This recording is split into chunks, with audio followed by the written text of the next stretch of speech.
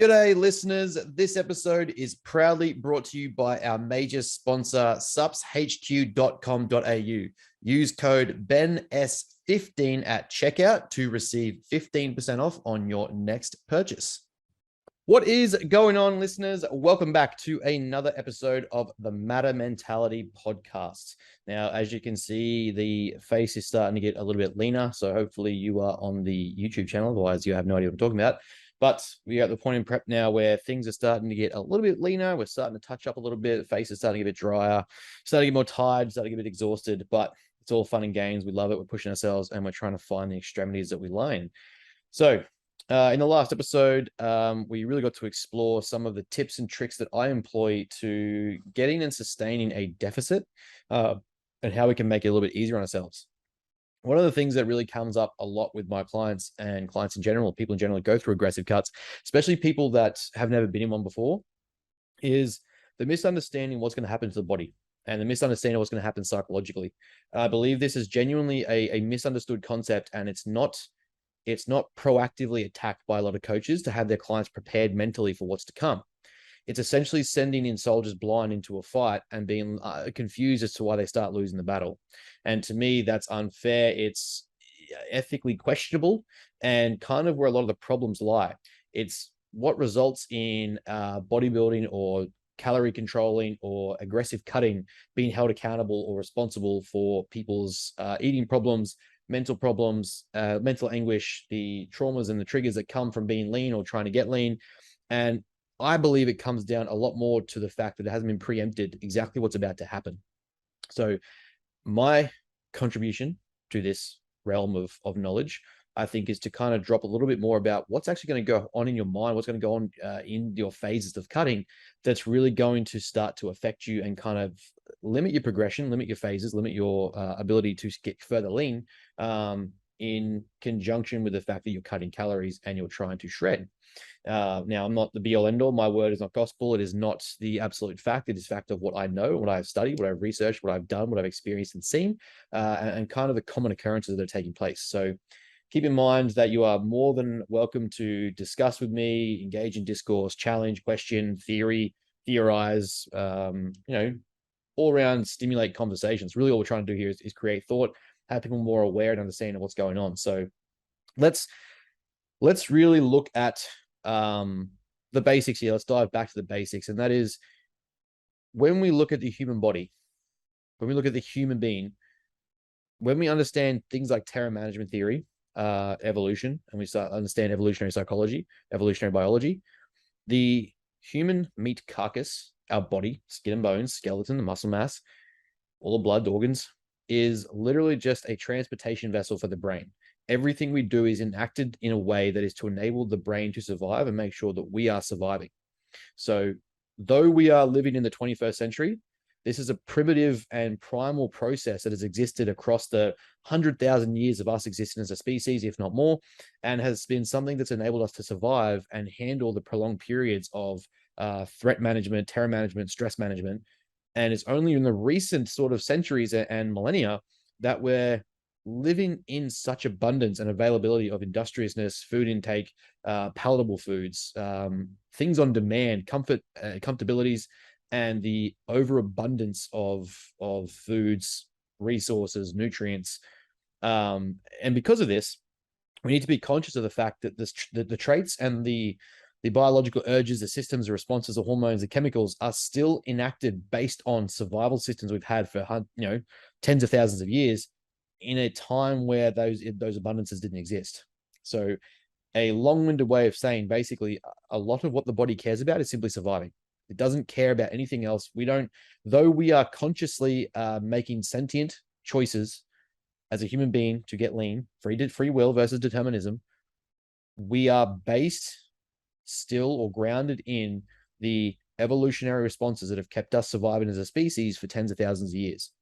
So what does that mean? How does that affect us? And what's the consequence of dieting because of that? Well, if we're to when we understand things like your leptin and ghrelin levels and the way these hormones fluctuate and respond to dieting periods, when we understand that in essence, all the body's trying to do is avoid dying and starvation, it makes it a little bit clearer as to the process of what's happening. At the end of the day, all the body recognizes that we once had an abundance of energy, we had food intake, and we had abundance of nutrients that we were able to stick to, that we're able to consume, that were regularly coming in, and now they're not. So when we're going through, let's say we go through a deficit, we're going into a cut phase, we're trying to reduce body fat, drop weight, and maintain muscle mass. Essentially, what's going to happen is the body is going to recognize that we have a reduction in energy intake, and we're going to see things like the delay in food coming in is going to tell us basically that we're no longer getting the levels of energy we need, and we need to get fuel from somewhere else. And that fuel is going to be from stored fat or stored energy in the body through a process of beta oxidation, converting our fat cells and converting our body fats into fuel. A metabolic process via the Krebs cycle that's going to essentially allow us to maintain a sense of energy regulation, and focus, cognitive function, muscular function, energy output, activity, whole list of things. So this reduction in energy intake is going to force the body to find the reserve fuel sources elsewhere, and that is our stored energy or stored body fat. Now, this is a very primal and basic system of thermoregulation, meaning that we understand Newton's first law of thermodynamics. It means energy cannot change, energy cannot be created or destroyed, it simply changes states. So this means that it's changing from one state to the other, being from a stored energy source into an energy source that we can utilize for fuel.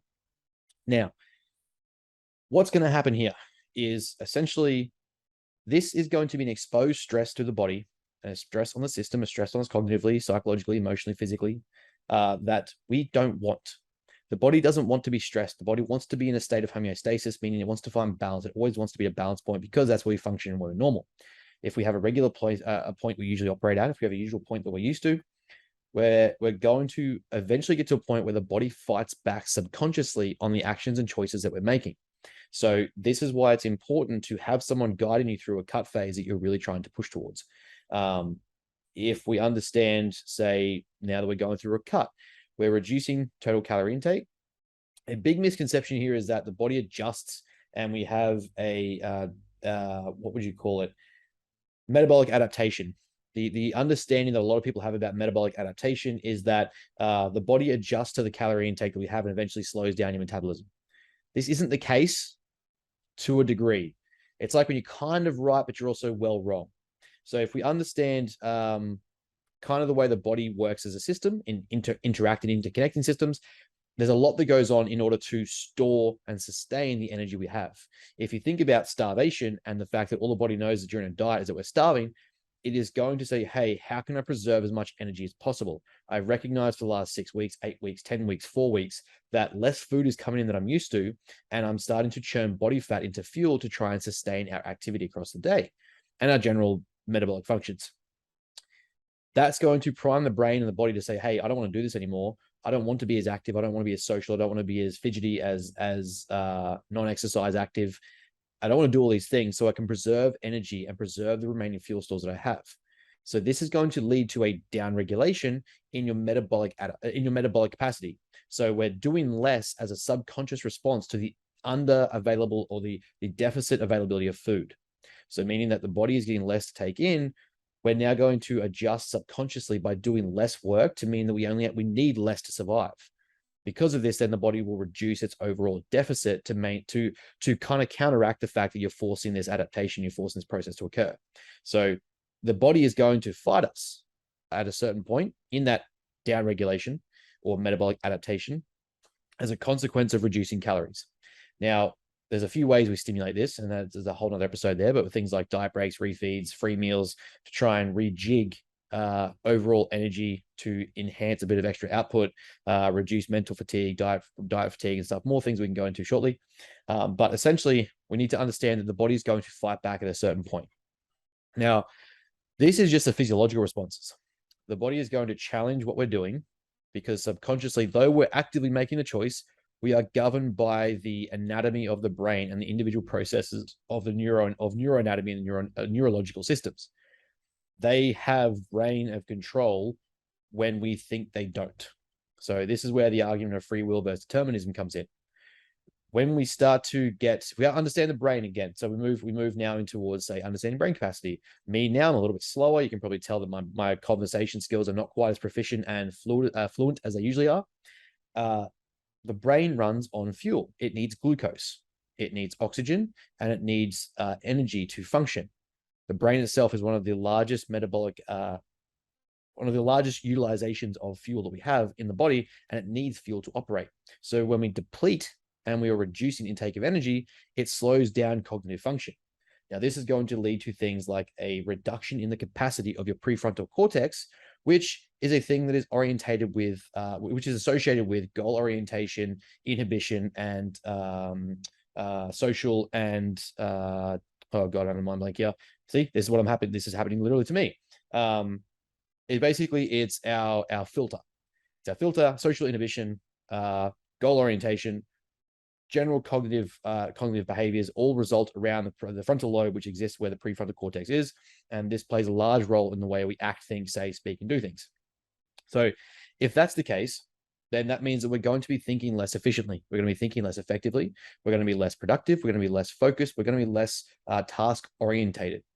So this is where it's important to understand that and I don't think I have the time to cover every single nuance or detail that's going to come from cutting and reducing calories, but there are a lot of processes to kind of explore. So now that we've understood that the brain is governed by energy intake as well, and we're going to be reducing intake and energy functionality, cognitive functionality and the availability of energy in the brain, we're then going to understand that it's going to affect overall day-to-day activity, day-to-day life, day-to-day function. So our NEAT's going to go down. It means we're going to fidget less. We're going to be less active. We're going to be less moving. We're going to do less around the house. We're going to do less chores. We're going to actively find ways to do less movement in the shopping center, getting groceries. We're going to park closer than further away to the stores. We're going to choose the items closer to us than further away. We're not going to exert ourselves in ways we don't have to, as the body's counter response to the fact that you're challenging it with less food. This is in order for us to preserve overall energy. Again, survival. Now, what we will see then as well is you'll also start to notice fluctuations in temper, in emotions, in moods, in regulation, in overall social functionality. You'll be less desirable. You'll have less libido. We'll see less available energy to systems like your HPA and your HPG, meaning your hypothalamic pituitary adrenal axis and your hypothalamic pituitary gonadal axis, meaning your sex drive and your stress responses are going to be scattered and all over the shop comparatively to where they would normally be in a homeostatic position. So this is going to affect things like your sex drive, your stress responses, your anxieties, your mood elevations, your aggressions, your confrontations, your filtration, your ability to react, respond, think clearly, make wise choices. This is all going to be affected by the low availability of energy. The more progressively you get through your cut, the more aggressive we start to get in that deficit, the less energy available for these things to function, operate correctly, which is going to then have an impact on how they process and how they affect us overall. Now we have to look at our role in, we don't have to, but another thing to then look at is our role in the social or psychosocial environment. So how we act and engage at work, in our friendships, in our relationships, in our emotions, in our workplaces, in our general goals and our behaviors at gym, are all now affected by the fact we have a low intake of food. We're going to be more easy to the trigger. We're going to be easily frustrated. We're going to be more, we're going to lack filtration. We're going to speak our mind more clearly because there isn't anything stopping us, or we're less likely to stop what we have to say due to the fact that the prefrontal cortex has less availability of energy. So you start to see in these systems how much is connected by the availability of energy, and how the greater the deficit and the longer the deficit, the more problematic they become. So if we look at the fact that we have a lower inhibition and a lower functionality of the prefrontal cortex, we now have the likelihood of things like cheating on our diets because we are less goal oriented. We're less focused and fixated on this process. We're less concerned with these, we're less prohibited from not doing these things. We know that we shouldn't do them, but my God, that cake looks good. That donut looks good. Those burgers look good. And this plays a large role in where people start to slip up and start to make mistakes, or start to cheat, start to lie, start to hide, because they have not got as much in terms of the functional prefrontal cortex and the functionality of their inhibition and their goal orientation. Then we have to consider the responses now that comes from leptin and ghrelin.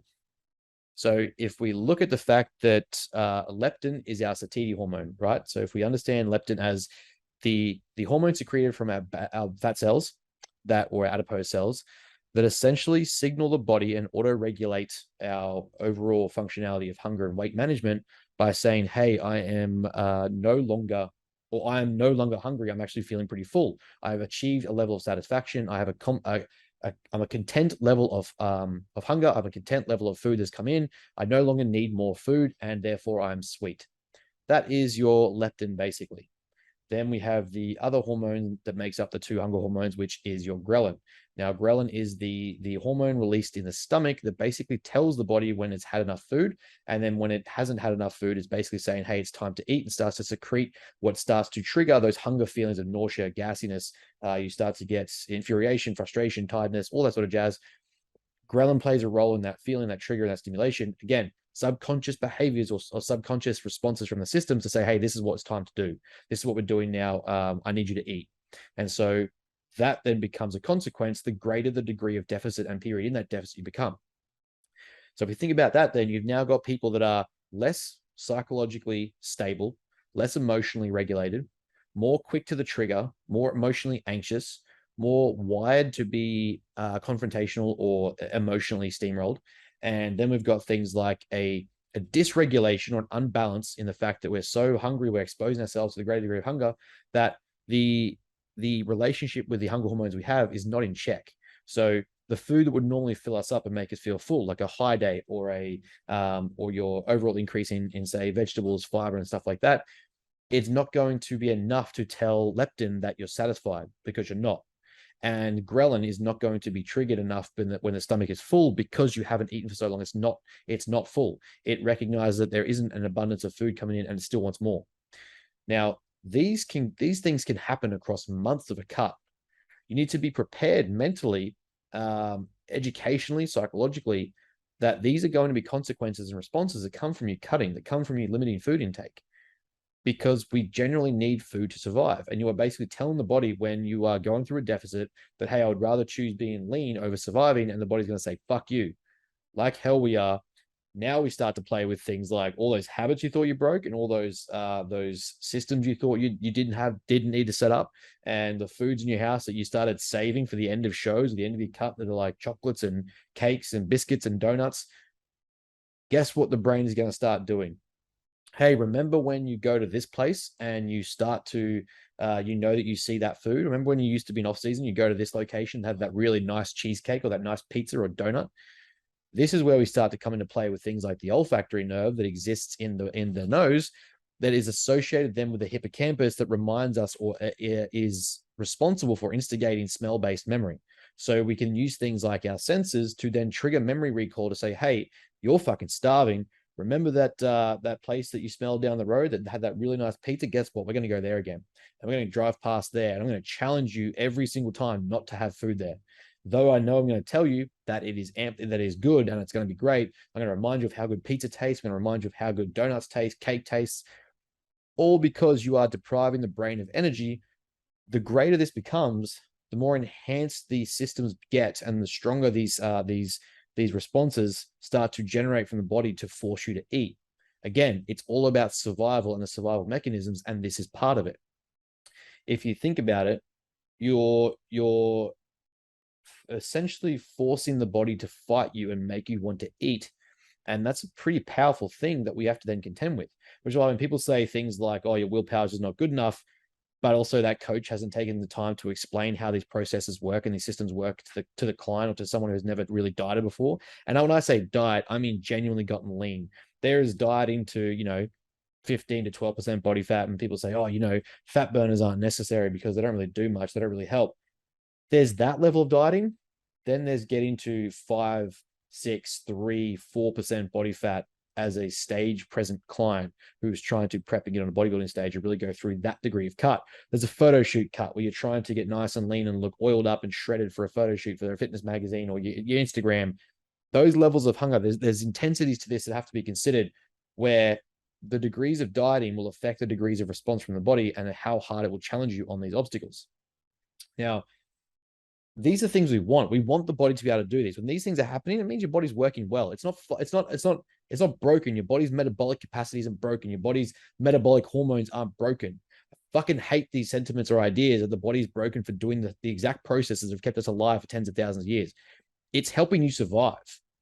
Now, the issue lies when we don't address these things and we aren't prepared for these things mentally, and we go into things like post-comp phases or post-diet phases with no control plans, no reverse dieting periods, no goals to come out of a cut, to essentially trigger the brain to focus more on the goal than the hormones and the desires that we have.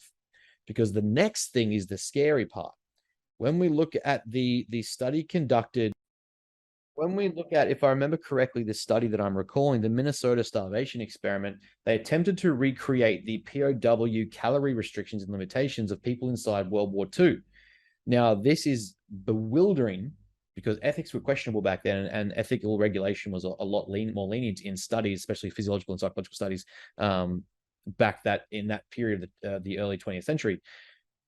We understood that when we got to the POWs and the Allies were able to release the POWs from the camps, and this may be a trigger warning for some people, I don't even know, I'm not sure what I'm supposed to say here, but they started to see that they were actually killing people by allowing them to overeat and stuff their face when they released them. They didn't have a controlled intake of calories. And these processes that we're talking about now, though we understand them now, we didn't have to understand them for them to exist back then. They still happened. They still responded. And these POWs were essentially eating themselves to death, drinking themselves to almost internal drowning as a response to their starvation and their restriction during the camps. So to understand this, they tried to create what I believe is called the Minnesota starvation experiment to replicate this environment and actually test and study what happens physiologically. And I think the more alarming thing was what happened psychologically. The fact that survival overwhelmed the survival systems that we have overwhelmed the body so much that there were people that actually ate themselves to death after only a few weeks. I believe it was a 12-week study they tried to create. And from what I recall of the experiment, we saw a few people break out of the camp or the facility and get to the nearest gas station or convenience store and basically gouge themselves so heavily on food that it ruptured their stomach line and they died, or at least had to get rushed to hospital. I'm a little bit loose on the exact details, but I know this study was done and it was to try and further understand what happens during these periods of starvation and these periods of extreme hunger and deficit. Now, that's a scary thought, that if we're not prepared psychologically for the process of dieting and restricting calorie intake, the body will choose to almost kill yourself. It will literally choose to almost eat yourself to death in response to the fact that you've starved it for a period of time. So understanding these processes does not mean that bodybuilding is to blame for your eating problems. Does not mean that this is to blame for your eating problems. It means that you need to be conscious and educated on the fact that these things will occur. And we're going to see these responses happen to the body. If you aren't prepared, they're going to be exacerbated even further. The crazy thing is that everything that you thought that you liked, or you did, even food you didn't like, all of your senses and sensations around eating are now amplified to incite you to want to eat more. So the body's literally doing everything it can subconsciously, psychologically, emotionally, mentally to force you to eat and get more food in. So if you don't have a goal post-show, and this is why it's important to have a really meaningful goal, not just at the show and not just the date, not just the reason for your cut, but I mean post all of that, a meaningful goal to the thing you're striving towards has to be greater than the psychological distress you were placing in the system, or else you're going to be limited by the fact that you are based purely on the deterministic features of the brain and the brain's capacity. Now, there's a lot of words and a lot of short sentence, but basically you need to have an emotionally connected charged goal that will allow you to sustain the course, reverse out of your diets properly, stick to your food intake, be mindfully aware of these signals, these hormones, these responses, or you are going to mess yourself up. And this is a problem with the industry that I think that is not discussed enough by a lot of coaches, by people that are going through these cut phases. Just simply, here's a 12-week cut, here's a 12-week restriction, here's a 20-week comp prep, day of the show later, all right, see you later, off you go, you're on your own. These processes are literally created by the body to force you to eat and eat and eat until it's back to normal. And that normal, like by the time you actually regulate those systems, that normal could have been, 20,000 calories ago, but you've kept eating because your appetite is not going to regulate. Your hunger levels are not going to, your fullness levels are not going to be stimulated to say, hey, I don't need to eat anymore. Your satiety is not going to be triggered to say, hey, I'm actually satisfied, I can stop. Your flavor palatability is going to be amplified. Your smell sensations are going to be quadrupled. Your memory, recall, and thought process and obsession with food is going to be through the roof. Everything that you are thinking about, everything that you are considering, everything that you are talking about, everything that you focus on is going to have a degree of food relation, because you're so restricted and you're so actively trying to avoid it, and you're trying to avoid these sensations, avoid these cues, avoid these signals and these responses, that the body's going to make you think about it. You're going to have subconscious dreams about food. You're going to have vivid dreams about food. You're going to elicit daydreaming about food. You're going to be thinking about the last time you had that donut or that cake, or when you thought you had this or that. What route did I take that I drove when I was getting that Macca's burger? Or what was this destination when I had this food? What was the last time I had something sweet in the house? Your body will literally start to recall where you used to store food that may have been sweeter or more palatable or craveable that you could actually want. And it will make you go check these things. It will make you want to go look in the fridge. It will make you want to look in the cupboards, the pantries, the fridges, the freezers. That's why having these stored things like in your house, these stored post-show feeds and post-show foods is one of the dumbest, most irresponsible, ethically questionable systems I've seen from anyone in bodybuilding, especially allowed to happen by coaches who should know better. If you are allowing a client or seeing a client start to generate lists of food they want to have post-show or accumulate foods for post-show, and you aren't intervening on this, there is genuinely a problem that we need to discuss, because you are essentially facilitating and allowing the subconscious building of the inevitable desire to eat all this food, the restricted thought process that all this food can be eaten after show day, or all this food can be consumed after the end of the deficit is achieved. And that is going to foster and feed into debilitating eating problems, debilitating consequences hormonally, physiologically, psychologically, emotionally. This is where it's so important to make sure that not only is a person primed physiologically and metabolically to compete, meaning they have adequate calories to cut on, they have an adequate amount of muscle mass to train with, they have fat that needs to come off, they are working and sleeping in the right processes and systems in place there, but that they are actually psychologically apt to handle what is about to happen both during the prep and after the fact, or both during the cut and after the fact, during the aggressive deficit, during the rapid mini cut, whatever it is you want to call it, whatever phase you're doing, essentially the same thing. You're starving the body. These processes are going to occur. You need to be ready psychologically, emotionally, mentally, because life is going to effing suck during this process, whether you want it to or not. It's never going to be perfect, but at the same time, it's going to suck. You're going to be a lot more irrational. You're going to be a lot more emotional. You're going to be a lot more stressed. You're going to be a lot more frustrated, agitated, triggered, tired, exhausted, fatigued. Your filtration is going to be less. As I've said before, your autoregulation will go down. Your metabolic capacity is going to shrink because you're going to want to do less activity. So you got to start regulating these things. Make sure you're mentally aware of this stuff to go actively be above it. So you're doing step targets, you're getting your output, you're doing cardio, you're training, all that stuff. You need to be psychologically prepared for the subconscious psychological responses the body's going to hit you with to offset your cutting. It's why I get so frustrated when I see like your highly conscientious type A personalities that simply discuss dieting as if it's a piece of cake in a ballpark, a super easy concept to nail, when they are highly conscientious, goal-orientated types that rarely actually have responses hormonally and have a down regulation or a higher threshold of stimulus before these responses occur. These types of people are, they're well-grounded in understanding that they have less triggers in the household. They don't store foods. They don't share households with other people. They don't share households with other people who are trainers or, might be in off-season or just general life people who don't care about dieting.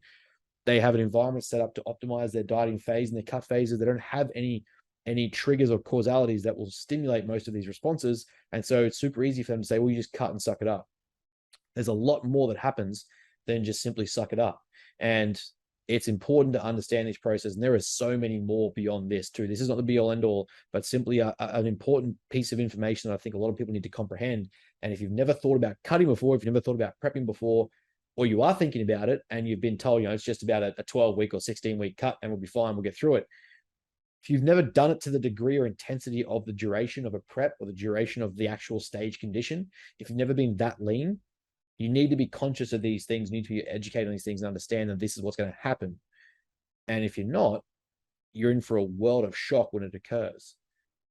And too many people go through it with the world of shock when it occurs, then start blaming every other person, every other system, every other situation. But again, they've just gone, hey, I trained for 3 months. I've got a bit of a booty. I'm going to go ahead and do my first, physique comp. Or I've, been training for 6 months and my best friend said that I look really good. So I'm going to get on stage. I've also got a history of being overweight and a history of, palatable food choices and poor history with restricting calorie intake, but I'm going to do a bodybuilding show. That's amplified by the fact that these are the occurrences and responses that are going to happen to you physiologically and psychologically, is a problem waiting to happen and something that you need to be aware of before it occurs. Before you jump on a bodybuilding stage and before you engage in a prep, you need to look internally, introspectively, intrinsically, see what is going on, how you are. Can you handle this? Be real with yourself that you're going to experience a whole list of problems. And because you have that down regulation and psychological capacity, emotional capacity, and cognitive function, all these triggers and problems that you do have in life that you've had before, that you've previously experienced, are going to be amplified, and the threshold of stimulation is going to be so much lower to cause the response or cause these triggers and these catalysts. And again, it's not bodybuilding, it's not dieting's fault, it's not the diet's problem that this has occurred. It's that you haven't addressed these underlying problems before the diet exists and before the prep phase has started. Just as important it is to be physiologically prepared to get on stage, you need to be psychologically prepared and aware before you start the process. This entire journey is not for just someone to experience a situation like this, or whether it be a drastic deficit, an aggressive cut phase, a prep, a powerlifting prep, a bodybuilding prep.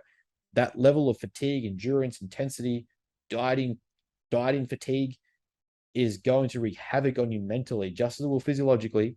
And the likelihood is that you come out of this in a lot worse position, because when we see the slingshot effect, that most people who aren't in a lifestyle developed environment that is sustainable to the actions and the habits that they've developed or they've built will most likely eat back beyond the weight they started with and end up in a worse position. And this is where we start to get those post-show blowouts and rebound effects, that all of a sudden it's always bodybuilding's fault and this person's fault and this coach's fault.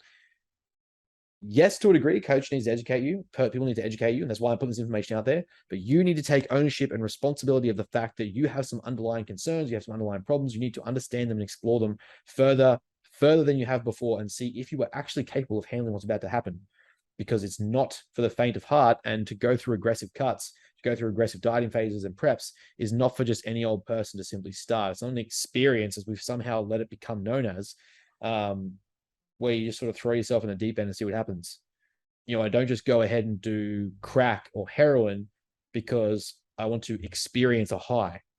That's a very bizarre way of approaching the situation. That is just a random thought, when I probably could just do, a photo shoot. I probably could just do like a bit of a dabble in the water, put your toes in first, see how you handle a cut, see how you handle calorie restriction, how consistent and adherent you can be. Do those things first, which is the way that I like to operate this with my clients, is kind of get them exposed to the dichotomies of the spectrum, the highs of fullness and the lows of cutting, the highs of cutting and the lows of being full. Being lean, being shredded, being confident, a bit more happy with yourself, look in the mirror, feeling like you can see six pack, all that stuff's cool. Emotionally, it's going to feel great, but then you're going to be exhausted physiologically, yada, yada. Then there's the opposite of that, where we have a surplus of energy intake, great amount of food, libido's up, energy up, we're focused, we're great, we're happy, we're content, but then we start to get uncomfortable. Now the real growth has to occur. We've got to push weight, we've got to push mass, we've got to push calories, we get softer, fat mass goes up, muscle mass goes up, we're uncomfortable, heart rate goes up. You have to explore these things before you step foot on a stage. And I think any good ethical coach will understand that and actually push you there, because that way you are primed to experience the dichotomies that come with these outcomes, with these processes. When I hear someone in a prep say they're starving, then to me, their perspective is lacking. They actually haven't done much research into history and any sort of education. Starvation is 1944 Stalingrad, the Battle of Stalingrad, where people are literally eating feces and each other, eating sawdust and bread dough to make up less than 600 calories a day as the city's bombarded by, battles of World War II. Those people were literally starving. Us consciously choosing to engage in a prep, cut, a deficit, a mini cut, a rapid cut, a front end cut, whatever phase of cutting or calorie restriction you are choosing to be in, get healthier, just lose weight, body recomposition. We're actively choosing these things. It just requires a minor 10 to 30% calorie deficit to really achieve the result over a period of time. So if you aren't prepared for that perspective, you aren't prepared for that acceptance and that reality, you're going to be setting yourself up for a lot of problems that come from the body psychologically and physiologically. So my biggest advice is kind of, well, sit back and take all this in, understand this episode, but really, really explore your psychology, your emotional state, your emotional regulation, your psychological situation, and make sure that you can handle what's about to happen for 12, 16, 20 weeks.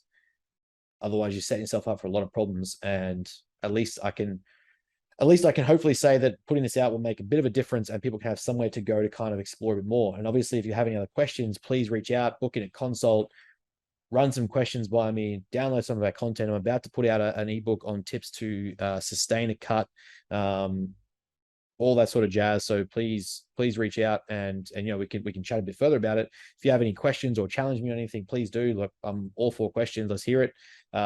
But yeah, this is just what I thought was a pretty relevant episode to where I am currently in my phase of training, and just the bullshit that I hear in the industry around people that are so quick to blame and point responsibility and fail to take ownership when they weren't prepared or didn't do the homework and the due diligence of what's going to happen in the systems and what's going to happen to their body and their mind and their brain, their psychology. It's a dangerous realm to operate in without any understanding, and going in blind just leads to risks that I just don't think enough people are actually prepared to handle and need to be postponed from doing. So that's just a bit about this, kind of exploring that whole, what happens psychologically and physiologically when we diet and we aggressively cut when we try to get on stage. So hopefully that's helped someone out there, anyone, coaches, clients, competitors. Hopefully it's contributed to you making the right call, learning a bit more, and kind of exploring a bit more about how to get leaner and sustain it. But yeah, that's it from me. By the time this comes out, I'll probably be about I'll be about 6 weeks out from show. So all in all, things are going to be pretty extreme in myself by the time I'm at that point. So yeah, this will be a really relevant episode for me as to where I'm in my training, my nutrition, and some of my clients. So yeah, I just thought it'd be a nice little nugget for people to take in. Anyway, guys, that's it from me. I will chat to you again soon. If you have any questions, any comments, any issues, please reach out, leave a message, leave a comment, subscribe, like, and follow. Find us on Instagram at Ben_Mayfield_Smith_ and then Matter Athletica as well. You can also find us at Bros with Brains, and obviously subscribe to podcasts. That's it for me, guys, and I'll chat to you again next week. See yous.